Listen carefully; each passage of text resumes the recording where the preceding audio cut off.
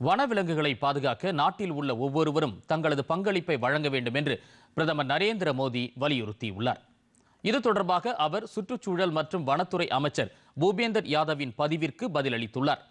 அந்த சமூக வலைதள பதிவில் வனவிலங்கு பிரியர்களுக்கு ஆச்சரியமான செய்தி என்று கூறியுள்ள பிரதமர், இந்தியா வனவிலங்கு பன்முகத்தன்மையாலும் வனவிலங்குகளை கொண்டாடும் கலாச்சாரத்தாலும் ஆசீர்வதிக்கப்பட்டுள்ளதாக தெரிவித்துள்ளார். விலங்குகளை பாதுகாப்பதிலும் பங்களிப்பதிலும் இந்தியா எப்போதும் முன்னணியில் இருப்பதாகவும் அவர் குறிப்பிட்டுள்ளார். வனவிலங்குகளை பாதுகாப்பதில் இந்தியா எப்போதும் முதலிடத்தில் உள்ளது என பிரதமர் நரேந்திர மோடி பெருமிதம் தெரிவித்துள்ளார்.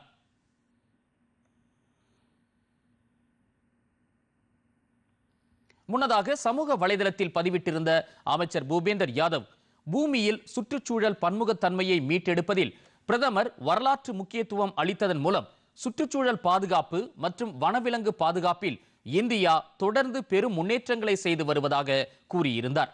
நாட்டின் 58வது புலிகள் காப்பகமாக மத்திய பிரதேசத்தின் மாதவ் புலிகள் காப்பகம் சமீபத்தில் இணைந்துள்ளது என்பதை அறிவிப்பதில் மகிழ்ச்சி அடைவதாக கூறியிருந்த பூபேந்தர் யாதவ், இது மத்திய பிரதேசத்தின் 9வது புலிகள் காப்பகம் என்றும் தெரிவித்திருந்தார்.